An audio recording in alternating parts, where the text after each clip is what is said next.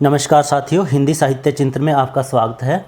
आज की वीडियो में हम पढ़ रहे हैं क्लास VA1 सेमेस्टर सेकंड के 50 लघु उत्तरात्मक प्रश्न। ये प्रश्न बहुत ही महत्वपूर्ण है और मुझे उम्मीद है ये 50 प्रश्न आपकी परीक्षा की तैयारी में बहुत ही उपयोगी सिद्ध होंगे। शुरू करने से पहले चैनल को सब्सक्राइब कर दीजिए। तो आइए शुरू करते हैं। पहला प्रश्न है, भक्ति काल को स्वर्ण युग किसने कहा? आंसर है, भक्ति काल को स्वर्ण युग डॉक्टर श्याम सुंदर दास ने कहा। भक्ति काल को स्वर्ण युग घोषित करते हुए डॉक्टर श्याम सुंदर दास लिखते हैं, जिस युग में कबीर, जायसी, सूर व तुलसी जैसे रस सिद्ध कवियों और महात्माओं की दिव्य वाणी उनके अंतःकरण से निकलकर देश के कोने कोने में फैली थी, उसे हिंदी साहित्य के इतिहास में सामान्यतः भक्ति युग कहते हैं। निश्चय ही वह हिंदी साहित्य का स्वर्ण युग था। तो भक्ति काल को स्वर्ण युग डॉक्टर श्याम सुंदर दास ने कहा। दूसरा है, तुलसीदास के काव्य की दो विशेषताएं।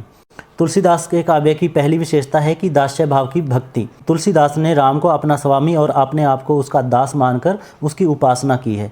दूसरी है समन्वयवादी प्रवृत्ति। शैव और वैष्णव, निर्गुण और सगुण, रंक और राजा आदि अनेक विषयों में उन्होंने समन्वय दिखाया है। तो समन्वय यानी कि उन्होंने किसी एक विशेष संप्रदाय या मत का कोई विरोध नहीं किया। जैसे हम सूरदास का काव्य देखते हैं तो उसमें उन्होंने निर्गुण का विरोध किया है, और यदि हम संत काव्य देखते हैं उसमें उन्होंने सगुण का विरोध किया है। जबकि तुलसी के काव्य में किसी एक मत या संप्रदाय का कोई विरोध नहीं है, वे उसको समन्वय करके चलते हैं। इन दो विशेषताओं के अतिरिक्त उनके काव्य की विशेषताएं युगीन समस्याओं का चित्रण करना, अवधि भाषा का प्रयोग, प्रकृति चित्रण आदि भी उनके काव्य की विशेषताएं कही जा सकती हैं। लेकिन सवाल में दो पूछा है, समन्वयवादी प्रवृत्ति और दास्य भाव की भक्ति। तीसरा है, जायसी की दो रचनाओं के नाम लिखो। जायसी की मुख्य दो रचनाएं हैं, पद्मावत और आखिरी कलाम। इनके अतिरिक्त अखरावट, चित्रलेखा आदि भी उनकी रचनाएं हैं। चौथा है, कबीर ने मूर्ति पूजा का खंडन क्यों किया? खंडन यानी कि विरोध क्यों किया उन्होंने? क्योंकि कबीरदास ने निर्गुण ईश्वर की भक्ति में विश्वास किया है। वह ईश्वर को निर्गुण, निराकार, अजन्मा, सर्वव्यापी मानते हैं, यानी कि उनके ईश्वर का कोई रंग रूप आकार नहीं है, जबकि मूर्ति पूजा में ईश्वर को साकार रूप देकर दिखाया जाता है। इसीलिए उन्होंने समाज में व्याप्त मूर्ति पूजा का डटकर विरोध किया। वे सामान्यतः जनता को समझाते हुए कहते हैं कि मूर्ति पूजा से भगवान नहीं मिलते। मूर्तियों में अगर देवता होता तो वह स्वयं को मूर्ति भंजकों से बचा लेता, यानी कि जिन विरोधियों ने मूर्तियों को तोड़ा है, भंजन किया है, उनसे अपने आप को बचा लेता, किंतु ऐसा ना हो सका। इसलिए इन मूर्तियों को पूजना छोड़ दो और कर्म की पूजा करो। अच्छा हो सके कि तुम उस चक्की को पूजो जिसका पीसा हुआ आटा तुम्हारा पेट भरता है। वे कहते हैं, पाहन पूजे हरि मिले तो मैं पूजूं पहाड़, घर की चाकी कोई ना पूजे पीस खाए संसार। अगला है, जड़ एवं अनुकूल शब्दों के विपरीतार्थक शब्द लिखिए। जड़ का विपरीतार्थक शब्द है चेतन और अनुकूल का है प्रतिकूल। ये इसके विपरीतार्थक शब्द हैं। अगला प्रश्न है, हल्कू के चरित्र की कोई दो विशेषताएं लिखिए। पहली विशेषता है कि वो किसान वर्ग का प्रतिनिधित्व करने वाला है, किसान वर्ग का प्रतिनिधि है। पूस की रात में केवल हल्कू की कहानी नहीं है, बल्कि हल्कू के माध्यम से मुंशी प्रेमचंद ने उस समय के पूरे किसान वर्ग की दशा का चित्रण किया है। दूसरी विशेषता है शोषण का शिकार। हल्कू गरीब किसान है और साहूकार यानी कि पूंजीपति वर्ग, साहूकार उसका शोषण करता है, और यही इस कहानी में दिखाया गया है। एक अन्य विशेषता, वो आलसी भी है। आलस होने के कारण ही वह गर्म राख के पास खेत में सो जाता है, जिससे वह जानवरों से अपनी फसल की रक्षा भी नहीं कर पाता। सातवां है, प्रांत के गवर्नर बूजा के अमीर क्या चाहते थे? प्रांत का गवर्नर और बूजा के अमीर चाहते थे कि खैबर और जलालाबाद से निकलने वाली सड़क बूजा के टीले से होकर निकलनी चाहिए, लेकिन यह प्रस्ताव अव्यवहारिक था। अगला प्रश्न है, देवव्रत कहानी में बौद्ध धर्म की किस रूप की चर्चा की गई है? देवव्रत कहानी में बौद्ध धर्म की वज्रयान शाखा की विकृति दिखाई गई है। कहानी की नायिका सुजाता भी संसार को दुखपूर्ण जानकर इसी संघ की शरण में गई थी, जिसके अंदर उसका यौन शोषण किया गया। जो बौद्ध धर्म की वज्रयान शाखा है, उसकी विकृति को इस कहानी में दिखाया गया है। अगला प्रश्न है, सुबोध की नौकरी छूट जाने पर घर में क्या क्या परिवर्तन आते हैं? सुबोध की नौकरी छूट जाने पर सुबोध की पूरी दिनचर्या ही बदल जाती है। बेकार होने पर उसका कोई इंतजार नहीं करता। अब घर में खाना वृंदा की सुविधा के अनुसार बनता है, और सुबोध के कमरे का सजावट का सामान जैसे अलार्म घड़ी, पढ़ने की मेज, कमरे का कालीन आदि सभी वृंदा के कमरे में चला जाता है। सुबोध को अब अखबार पढ़ने के लिए वृंदा के कमरे में जाना पड़ता है। घर में कोई भी उसके कपड़े धोने की ओर कोई ध्यान नहीं देता। उसे नौकरों की तरह बाजार से सब्जी लाने के लिए जाना पड़ता है। ये सारे परिवर्तन उसकी नौकरी छूट जाने के बाद घर में होते हैं। अगला प्रश्न है, सजा कहानी के उद्देश्य पर प्रकाश डालिए। सजा कहानी मन्नू भंडारी द्वारा लिखी गई है। सजा कहानी में भारतीय न्याय व्यवस्था पर करारा व्यंग्य किया गया है। उसमें दिखाया गया है कि हमारी न्याय व्यवस्था बहुत ही लंबी और महंगी हो गई है। न्याय प्राप्त होने तक व्यक्ति और उसके परिवार को जिस यंत्रणा से गुजरना पड़ता है, जो तकलीफ़ें सहन करनी पड़ती हैं, वह उस परिवार को उस बिंदु पर लाकर छोड़ती है कि जहां पर वरी हो जाना भी उनके लिए कोई मायने नहीं रखता, वो भी निरर्थक साबित हो जाता है। अगला है, हुसैन के चरित्र की कोई 2 विशेषताएं। पहली विशेषता है, वह निडर और योद्धा व्यक्ति है। दूसरी विशेषता है कि वह सहनशील सहिष्णु प्रवृत्ति का व्यक्ति है। इसके अतिरिक्त जो एक धार्मिक महापुरुष में विशेषताएं होती हैं, सभी उसके चरित्र में विशेषताएं देखी जा सकती हैं। जैसे वह अपने दीन ईमान धर्म पर अडिग रहने वाला, वह एक वीर योद्धा है, निडर साहसी है और धार्मिक महापुरुष है, धर्म को मानने वाला है। ये उसके चरित्र की विशेषताएं हैं। अगला है, करबला नाटक में किस मूल समस्या का चित्रण किया गया है। करबला नाटक मुंशी प्रेमचंद द्वारा 1924 में प्रकाशित हुआ था। उस समय भारत में हिंदू मुस्लिम बैर विरोध बढ़ता जा रहा था। यह उस समय के भारत की एक मूल समस्या थी कि हिंदू और मुसलमानों में दंगे बढ़ते जा रहे थे। इसी मूल समस्या का चित्रण इस नाटक में किया गया है। मुंशी प्रेमचंद कहते भी हैं कि कितने खेद और लज्जा की बात है कि कई शताब्दियों से मुसलमानों के साथ रहने पर भी अभी तक हम लोग उनके इतिहास से अनजान हैं। हिंदू मुस्लिम बैर विरोध का एक कारण यह भी है कि हम हिंदुओं को मुस्लिमों के सच्चे महापुरुषों, सच्चे चरित्रों का ज्ञान नहीं है। जहाँ कहीं भी मुस्लिम बादशाह का जिक्र आया, हमारे सामने औरंगजेब की तस्वीर खिंच गई। लेकिन अच्छे और बुरे चरित्र सभी समाजों में सदैव होते आए हैं और होते रहेंगे। मुसलमानों में भी बड़े बड़े न्यायप्रिय बादशाह हुए हैं। हिंदू मुस्लिम वैमनस्य यानी कि वैर विरोध की इसी समस्या के निवारण का प्रयास इस नाटक में किया गया है। कमर करबला नाटक की एक महिला पात्र है जो अब्दुल्ला की पत्नी है और बहव की माँ है। जब अब्दुल्ला शहीद हो जाता है तो वह उसके बाद अपने पुत्र बहव को मैदान में भेजती है। कमर करबला नाटक की बहुत ही बहादुर और दिलेर पात्र है। जब उसका पुत्र बहव मैदान में जाता है तो वह उससे बहुत ही सुंदर शब्द कहती है। वह ऐसे शब्द हैं जो शायद ही किसी वीर माता के मुंह से निकले हों। मेरी इच्छा है कि तू अपने रक्त का एक घूंट मुझे दे, जिसमें कि यह दूध जो तूने मेरे स्तन से पिया है तुझ पर हलाल हो जाए। आगे है, साद कैसा व्यक्ति है। साद का पूरा नाम है उमर बिन साद। यह यजीद की सेना का सेनापति था और बहुत ही मेहनती, आज्ञाकारी और बहादुर व्यक्ति था। और इसको यजीद की तरफ से हज़रत हुसैन की हत्या के लिए नियुक्त किया जाता है। उसके बदले इसको रा की उपाधि है, जो बहुत ही बड़ी उपाधि होती थी, ये देने का वादा किया जाता है। हालांकि वह मन से हुसैन को कोई नुकसान नहीं पहुंचाना चाहता था। हुसैन को नुकसान पहुंचाना वह धर्म के विपरीत मानता था, लेकिन उसे लालच दिया जाता है रा की उपाधि का और अंततः लालच की जीत हो जाती है। वह उसे मारने के लिए जाने के लिए तैयार हो जाता है। आगे है, करबला नाटक का प्रकाशन वर्ष लिखिए। करबला नाटक मुंशी प्रेमचंद द्वारा लिखा गया है, जिसमें मुस्लिम इतिहास की बहुत ही महत्वपूर्ण घटना का चित्रांकन किया गया है। इसका प्रकाशन सन 1924 में हुआ था। आगे है, प्रायश्चित कहानी किसने लिखी और उसमें क्या चित्रित किया गया है। प्रायश्चित कहानी भगवती चरण वर्मा द्वारा लिखी गई है। इसमें हिंदू समाज में फैले अंधविश्वास और पंडितों के लालचीपन को दिखाया गया है कि किस तरह से हिंदू समाज में फैले हुए अंधविश्वास का फ़ायदा पंडित वर्ग अपने लालच के लिए उठाते हैं। आगे है, पूस की रात कहानी की मूल संवेदना समझाइए। पूस की रात कहानी में तत्कालीन समय के गरीब किसान की दीनहीन दशा का यथार्थ चित्रण किया गया है, जो पाठक की करुणा को उभारने में सहायक हुआ है। तो इसमें दिखाया गया है कि पूंजीवादी व्यवस्था किस तरह से मजदूर किसानों का शोषण कर रही है। उसी शोषण की वजह से एक किसान मजदूर बनने को विवश है। यही इस कहानी में दिखाया गया है। एक किसान के खेत और किसान के क्रियाकलापों का, उसकी मानसिक स्थिति का अत्यंत सजीव चित्रण किया गया है। आगे है, सजा कहानी के मूल में क्या है। सजा कहानी के मूल में और सजा कहानी का उद्देश्य एक ही चीज़ है। शायद इसे हम पहले पढ़ चुके हैं। 10वां प्रश्न है, सजा कहानी के मूल में यही है कि इस कहानी में भारतीय न्याय व्यवस्था पर करारा व्यंग्य किया गया है। वो बताना चाहते हैं कि हमारी न्याय व्यवस्था कितनी लंबी और महंगी है, जिसमें एक व्यक्ति जो न्याय पाते पाते उसका घर बिक जाता है। न्याय मिलने तक जो एक परिवार और व्यक्ति जो यंत्रणा भोगता है, जो तकलीफ़ें भोगता है, वह उसको उस बिंदु पर लाकर छोड़ती हैं कि वह व्यक्ति के लिए अपराध से बरी हो जाना भी कोई मायने नहीं रखता, यानी कि निरर्थक हो जाता है। यही इस कहानी में दिखाया गया है। आगे है कबीर के काव्य की काव्यगत विशेषताएं बताइए। यहाँ पे 2 आएगा। कबीर के काव्य की कोई 2 विशेषताएं लिखिए। पहली है निर्गुण ईश्वर में विश्वास। कबीर ने निर्गुण ईश्वर की उपासना की है। वह ईश्वर को निर्गुण, निराकार, अजन्मा, सर्वव्यापी मानते हैं कि वह घट घट में समाया हुआ है, उसका कोई रंग रूप आकार नहीं है। दूसरी विशेषता है एकेश्वरवाद, यानी कबीर ने एक ही ईश्वर को माना है जो निर्गुण और निराकार है। और इसके अतिरिक्त कबीर ने पाखंडवाद और आडंबर का विरोध भी किया है, अंधविश्वासों का विरोध किया है, वह जाति प्रथा का विरोध करते हैं। ये भी उसके काव्य की विशेषताएं हैं। उसके बाद है कबीर काव्य की भाषागत विशेषताएं।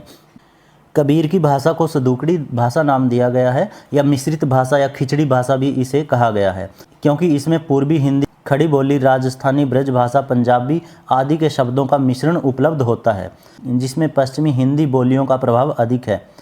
कबीर की भाषा अनुभूति को व्यक्त करने में सक्षम है, यानी कि वह हर भाव को व्यक्त करने के लिए सक्षम है। आचार्य हजारी प्रसाद द्विवेदी ने कबीर की भाषा पर टिप्पणी करते हुए कहा है, भाषा पर कबीर का जबरदस्त अधिकार था। वे वाणी के डिक्टेटर थे। जिस बात को उन्होंने जिस रूप में प्रकट करना चाहा, उसे उसी रूप में भाषा से कहलवा लिया। बन गया तो सीधे सीधे, नहीं तो दरेरा देकर। तो कबीर की भाषा को सदुकड़ी या खिचड़ी भाषा नाम दिया गया है। आगे है जायसी काव्य की कोई 2 विशेषताएं लिखिए। पहली है लौकिक प्रेम से अलौकिक प्रेम का चित्रण। इश्क मजाजी से इश्क हकीकी का चित्रण। उन्होंने अपने ग्रंथों में सांसारिक प्रेम के माध्यम से ईश्वरीय प्रेम का चित्रण किया है। इसे कहते हैं लौकिक प्रेम से अलौकिक प्रेम का चित्रण करना। दूसरी विशेषता है रहस्यवादी भावना। जायसी के काव्य में हमें रहस्यवादी भावना देखने को मिलती है। प्रेम के द्वारा साधक परम सत्ता यानी ईश्वर तक पहुंचने का प्रयास करता है और अंत में उसी में लीन होकर परमानंद को प्राप्त करता है। इसी अवस्था को रहस्यवाद कहा गया है। एक विशेषता है उनकी खंडन मंडन का अभाव। जिस तरह से कबीरदास ने पाखंडवाद आदि का विरोध किया है, जायसी के काव्य में किसी विशेष संप्रदाय या मत का कोई विरोध देखने को नहीं मिलता, तो उसे कहते हैं खंडन मंडन का अभाव। ये भी उनके काव्य की विशेषता है। तुलसीदास की कोई 2 रचनाओं के नाम लिखो। तुलसीदास की सबसे प्रसिद्ध रचना है रामचरितमानस। उसके अतिरिक्त कृष्ण गीतावली, विनय पत्रिका, दोहावली, पार्वती मंगल, जानकी मंगल आदि भी तुलसीदास की रचनाएं हैं। आगे है तुलसीदास की भाषा कैसी है। तुलसीदास को ब्रज और अवधी दोनों भाषाओं पर समान अधिकार प्राप्त था। उन्होंने अपनी रचनाओं में शुद्ध साहित्यिक अवधी भाषा का प्रयोग किया है, जो राम भक्ति साहित्य में अपना विशिष्ट स्थान रखती है। अगला प्रश्न है भक्ति काल की सामाजिक परिस्थितियाँ कैसी थी। इसका उत्तर है कि भक्ति काल की सामाजिक परिस्थितियाँ कुछ अच्छी नहीं थी। उस समय में वर्ण व्यवस्था में आस्था रखने वाले हिंदू छुआछूत में विश्वास रखते थे। उनमें ऊंच नीच की भावना विद्यमान थी।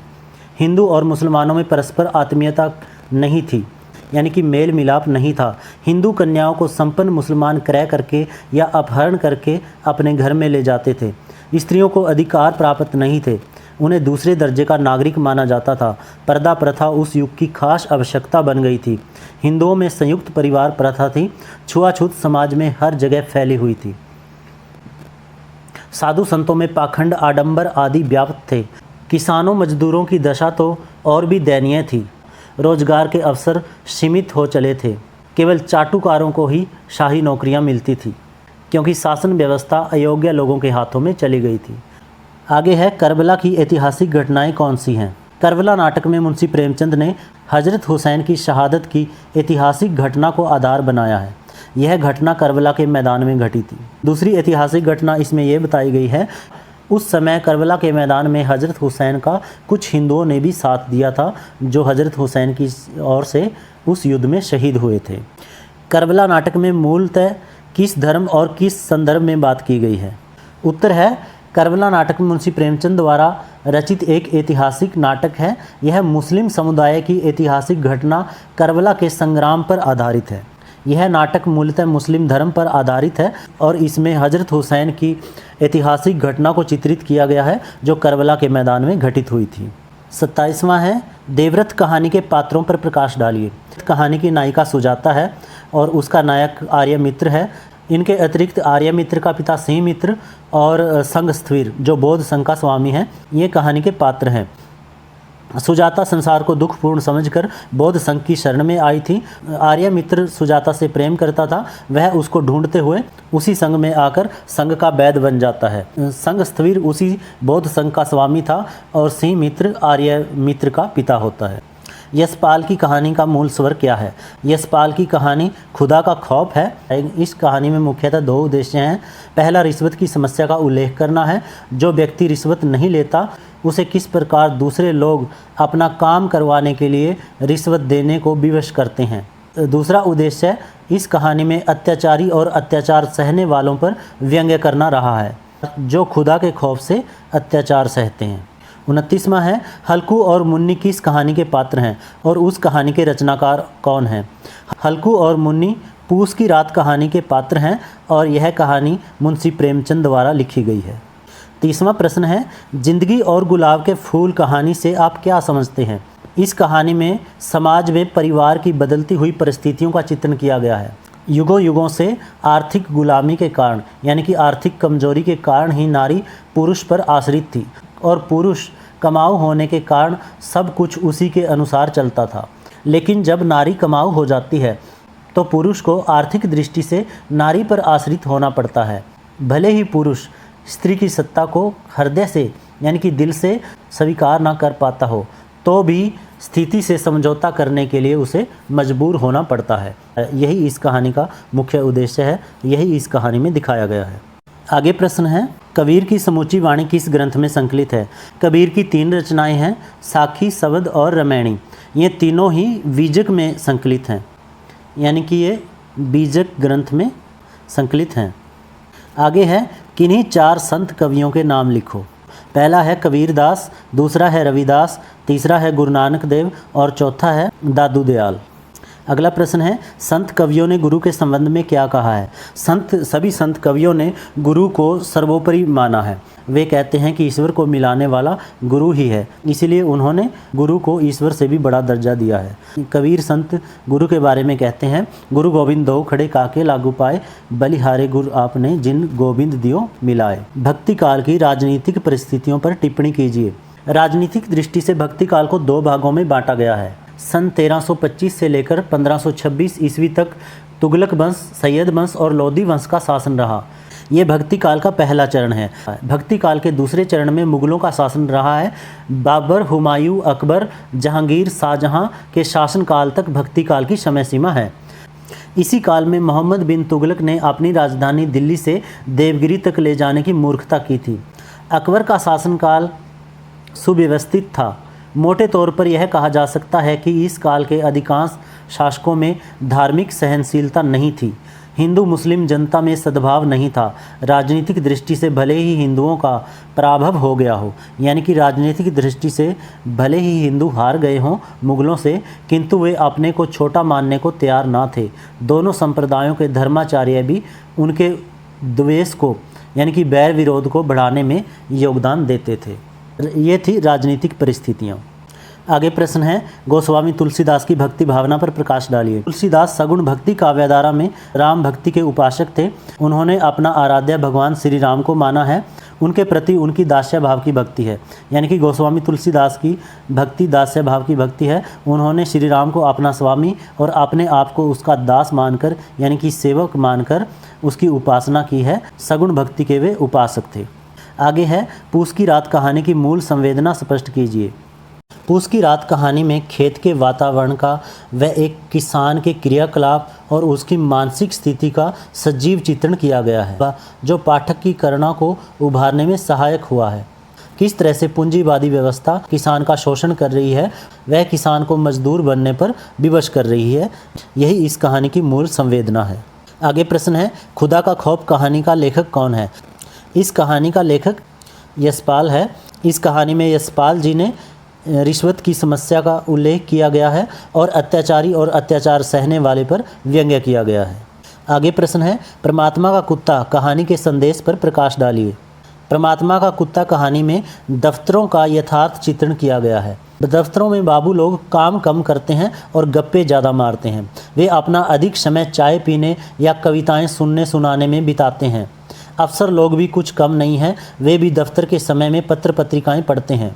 और कहानी का दूसरा संदेश ये है कि लाल फीताशाही के कारण वर्षों से अटके काम को निपटारे के लिए धरना प्रदर्शन या सत्याग्रह का सहारा लेने का सुझाव दिया गया है। अधेड़ उम्र के व्यक्ति का वर्षों से अटका काम उसके सत्याग्रह के कारण ही तुरंत पूरा हो जाता है। यही इस कहानी का मुख्य संदेश है। आगे है सुजाता के चरित्र पर संक्षिप्त नोट लिखिए। सुजाता देवव्रत कहानी की मुख्य नायिका है। सुजाता एक सुंदर तरुणी युवती है जो संसार को दुखपूर्ण समझकर बौद्ध संघ की शरण में आई थी, लेकिन उसके हृदय पर कितनी ठोकरें लगी। सुजाता आर्यमित्र से प्रेम करती है। वह बौद्ध भिक्षुओं द्वारा शोषण का शिकार है। अगला प्रश्न है, कर्नल रल्ली ने नौकरी क्यों छोड़ दी, यह स्पष्ट करें। प्रांत के गवर्नर ने शिकार से विदा होते समय जब यह कहा कि आशंका है यहाँ का जलवायु आपको अनुकूल नहीं बैठेगा, तो कर्नल रल्ली को सारा वातावरण आतंक से बोझिल जान पड़ने लगा तथा खुदा के खौफ का दबाव उसके हृदय और मस्तिष्क पर अनुभव होने लगा। दूसरे ही दिन काबुल में सारी घटना की सूचना देकर वह नौकरी से इस्तीफा देकर भारत लौट आए। आगे है, जयशंकर प्रसाद की किन्हीं 4 रचनाओं के नाम लिखिए। उनकी मुख्य रचनाएं हैं आकाशदीप, कामायनी, ध्रुव स्वामिनी, चंद्रगुप्त। इनके अतिरिक्त आंसू झरना लहर उनकी काव्य रचनाएं हैं। आगे प्रश्न है, यजीद के चरित्र की किन्हीं 2 विशेषताओं पर प्रकाश डालिए। एक विशेषता है उसकी, वह राजनीति में कूटनीति में बहुत ही निपुण है, चतुर चालाक व्यक्ति है, तथा दूसरी है वह धर्म को केवल स्वार्थ सिद्धि का साधन मानता है। आगे है, करबला नाटक के उद्देश्य पर नोट लिखिए। यह प्रश्न पहले भी आ चुका है। पहला, इस नाटक का मुख्य उद्देश्य हजरत हुसैन के द्वारा एक धार्मिक संग्राम लड़ा गया जो करबला के मैदान में लड़ा गया था, उसका चित्रण करना एक उद्देश्य है इसका। दूसरा उद्देश्य हिंदू पाठकों को मुस्लिम इतिहास से परिचित करवाना रहा है। और इस पे मुंशी प्रेमचंद कहते भी हैं कि कितने खेद और लज्जा की बात है, कई शताब्दियों से मुसलमानों के साथ रहने पर भी अभी तक हम लोग उनके इतिहास से अनजान हैं। जहाँ पर भी किसी मुस्लिम बादशाह का जिक्र आता है तो हमारे सामने औरंगजेब की तस्वीर खिंच जाती है, लेकिन अच्छे और बुरे चरित्र सभी समाजों में सदैव होते आए हैं और होते रहेंगे। मुसलमानों में भी बड़े बड़े दानी, बड़े बड़े धर्मात्मा, बड़े बड़े न्यायप्रिय बादशाह हुए हैं। किसी जाति के महान पुरुषों का चरित्र का अध्ययन उस जाति के साथ आत्मीयता के संबंध का प्रवर्तक होता है, इसमें संदेह नहीं है। तो मुंशी प्रेमचंद इसको स्पष्ट करते हैं। आगे है, करबला नाटक की कथा वस्तु किस ऐतिहासिक घटना पर आधारित है। ये एक ही प्रश्न है जो बदल बदल कर आ रहा है। करबला नाटक की कथा वस्तु मुस्लिम ऐतिहासिक धरातल पर आधारित है। इसमें मुस्लिम संस्कृति के महत्वपूर्ण अध्याय करबला के संग्राम को आधार बनाकर हजरत हुसैन की शहादत का चित्रांकन किया गया है। इस नाटक की कथा वस्तु संवेदनाओं के प्रकाशन के अतिरिक्त संघर्ष से भरी हुई है। ये आगे प्रश्न है, हजरत हुसैन ने मुस्लिम को कूफा क्यों भेजा। मुस्लिम हजरत हुसैन का चचेरा भाई था। कूफा निवासी जब हजरत हुसैन के पास ये पैगाम भेजते हैं कि आप आइए और हमारी यजीद से रक्षा कीजिए, यजीद हमारे ऊपर तरह तरह के अत्याचार कर रहा है, तो हजरत हुसैन को उन पर दया आती है और वो मुस्लिम को अपना ये पैगाम लेकर कूफा में भेजते हैं कि मैं जल्द ही कूफा निवासियों की सहायता के लिए आ रहा हूँ। यानी कि वह कूफा निवासियों से कहते हैं कि मैं जल्द ही तुम्हारी सहायता के लिए आ रहा हूँ, और ये संदेश देकर वो मुस्लिम को कूफा में भेजते हैं। आगे प्रश्न है, सकीना कौन है। सकीना हजरत हुसैन की बेटी थी। वह स्वभाव से शांत और समझदार थी। वह अपनी अच्छाइयों बुराइयों को भली भांति समझती ही नहीं थी, बल्कि उन्हें स्पष्ट शब्दों में कह देने की क्षमता भी रखती थी। आगे प्रश्न है, संत काव्य में व्यक्त रहस्यवाद क्या है। कि जिस ईश्वर को देखा नहीं जा सकता, उसको छुआ नहीं जा सकता, जिसका कोई रंग रूप आकार नहीं है, जब संत उसी ईश्वर से मिलने की उत्कंठा व्यक्त करते हैं, उसी से मिलने की इच्छा व्यक्त करते हैं, आत्मा को पत्नी और उसी ईश्वर को अपना पति मानकर उससे प्रेम संबंध स्थापित करके उसकी अभिव्यक्ति अपने काव्य में करते हैं, तो वहाँ पे रहस्यवादी भावना होती है। आचार्य रामचंद्र शुक्ल ने इसकी परिभाषा भी दी है। भक्ति के क्षेत्र में जो अद्वैतवाद है, साहित्य के क्षेत्र में वही रहस्यवाद है। यानी कि भक्ति के क्षेत्र में जो अद्वैतवाद यानी शंकराचार्य का अद्वैतवाद, जिसमें ईश्वर को निर्गुण निराकार माना जाता है, जब उसी निर्गुण निराकार का चित्रण काव्य में किया जाता है तो वहाँ पे रहस्यवादी भावना आती है। अगला प्रश्न है, आशा के पापा पर किस आरोप में मुकदमा चलता है। आशा के पिता पर गबन का आरोप चलता है। गबन के आरोप में उसे जेल भेज दिया जाता है। हालांकि यह मुकदमा झूठा था, जिससे बाद में वे बरी हो जाते हैं। अगला प्रश्न है, मुंशी प्रेमचंद के नाटकों के नाम लिखो। मुंशी प्रेमचंद के नाटक हैं करबला, संग्राम और प्रेम की वेदी। अंतिम प्रश्न है हमारा, सुजाता को मृत्युदंड क्यों दिया जाता है? सुजाता संसार को दुखपूर्ण समझकर बौद्ध संघ की शरण में आई थी। संघ के नियमों के अनुसार सुजाता को भैरवी बना दिया गया था। उसे देवता को समर्पित कर दिया गया था। एक दिन सुजाता और आर्य मित्र की प्रेम भरी बातें जो संघ का स्वामी था संघस्थवीर, वह सुन लेता है। उनके अनुसार जिसका शरीर देवता को समर्पित कर दिया गया हो वह प्रेम का अधिकारी नहीं है। तो संघस्थवीर कहता है कि उसे उसका प्रायश्चित करना होगा। प्रायश्चित स्वरूप ही उसे वह मृत्युदंड दिया जाता है। यानी कि संघस्थवीर सुजाता को आर्यमित्र से प्रेम करने का प्रायश्चित बोलते हैं कि तुमने प्रेम करके गलती की है, उसका प्रायश्चित करो। प्रायश्चित में उसे वह मृत्युदंड देते हैं। तो इसीलिए सुजाता को मृत्युदंड दिया गया है। तो साथियों, आज इतना ही। अगर वीडियो अच्छी लगी हो तो चैनल को सब्सक्राइब करें, वीडियो को लाइक और शेयर ज़रूर करें। धन्यवाद।